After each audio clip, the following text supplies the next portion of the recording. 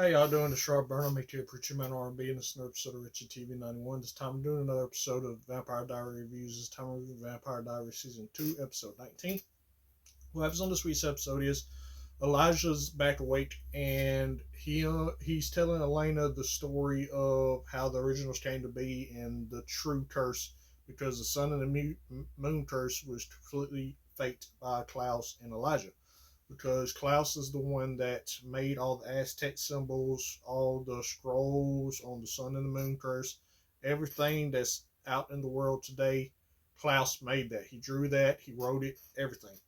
And what happens is come to find out the curse is actually just for Klaus, because the witches of the time, whenever Klaus and them first became vampires, uh, turned his werewolf side of him dormant. So he's just a vampire, but Klaus wants to be a hybrid like he's truly supposed to be.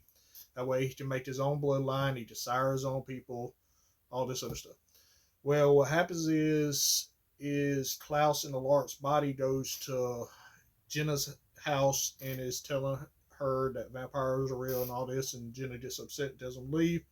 Damon has to show Jenna that, Stefan has to show Jenna that he's a vampire, because Klaus was about to kill Jenna, and Stefan told Jenna to get up out of there. And then what happens is Klaus's body finally gets to Mystic Falls, and his witches transfer his consciousness back into his own body. Alart's back in control of his body, but he passes out whenever he sees Catherine, thinking that she's Elena.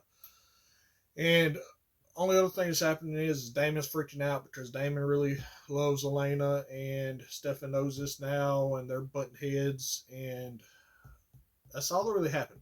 My question for y'all is, now that Klaus has his body back and is in Mr. Falls, what's going to happen with that? My rating for this episode is probably going to be a 7 out of 10.